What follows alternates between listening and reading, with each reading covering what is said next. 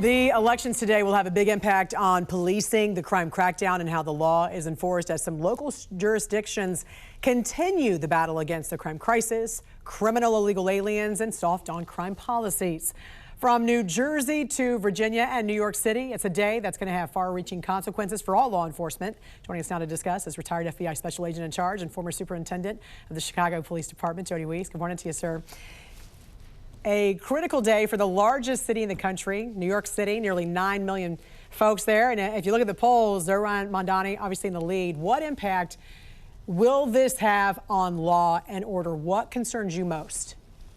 Yeah, Jan, great to see you. Whenever there's an election, there's going to be change. You can just expect that. Cops don't like change. It creates unknown. Unknown then is replaced with rumors and conspiracy theories, but that's going to normally happen. The other thing that you can always count on, usually, a new mayor, a new police chief. Trust me, I know how that can happen. But talking about Mamdani, let's look at this.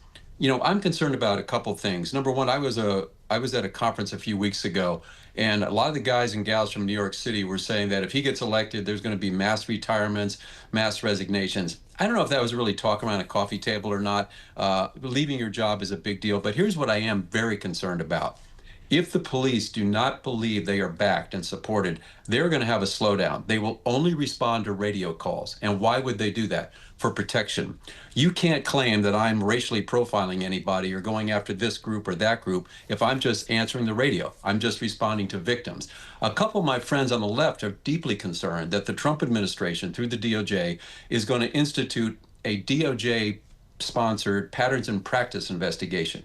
I don't think that'll happen. Republicans don't normally go that route. But if that were to happen, that could cost New York City millions and millions of dollars if they got into a consent decree. I don't think that will happen, though, with this administration. Well, the president has said he's going to withhold funds to New York City if Mamdani is elected. So we're talking about a guy who wants to give out free everything, but it's got to come from somewhere. So the thought is that he's going to have to start slashing the budget, and that could begin with law enforcement if he is elected. Can he unilaterally defund police? Can he dismantle police there in the city? You know, Jan, not really. He may want to do that, but it's really highly unlikely. And I say that because of just the power structure in New York City. You're going to have to convince 26 councilmen that that's a good thing to do. You're going to have to convince the state, the federal government, and the unions have ironclad contracts. But what he could do is if officers leave, either through retirement or resignations, he could just let them go out by attrition and not replace them.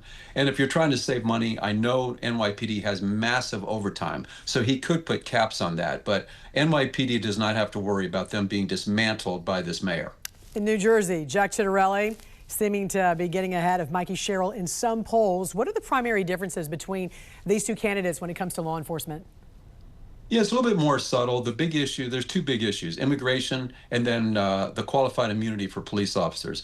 Sherrill has said she doesn't want much cooperation between the locals and the ICE officers. She wants to build community trust, and she thinks that would hurt it.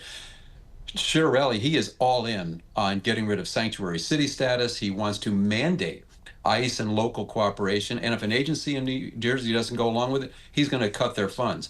The other issue is a little more subtle. It's kind of a gray area with Sherrill because she has voted against qualified immunity for police officers in the past. She's kind of backed off that. Yeah. Now, good news for the cops, Jack is all in for qualified immunity. So that's the primary differences I see in New Jersey. And very quickly, too, it was widely circulated a few weeks back. Mikey Sherrill wasn't able to walk with her graduating class at the U.S. Naval Academy, the graduation, because of a cheating scandal there. Will that hurt her with police officers? Will that hurt her with law enforcement? It should hurt her with everybody, Jan. I mean, I think we should expect honesty in our politicians. We should demand it. Now, she wasn't found guilty of cheating, but she did not report it. So that's a big deal at the Service Academy, not to report wrongdoing. So as you might guess, Jack has hit her up really hard, trying to impugn her integrity and attack her credibility. Yeah, and sometimes not reporting it is just as bad, right? You're just as guilty by not blowing the whistle on something you know all about. Retired FBI Special Agent in Charge and former Superintendent of the Chicago Police Department, Jody Weis. Great to see you, sir. Happy election day. You too, Jan. Take care. You too.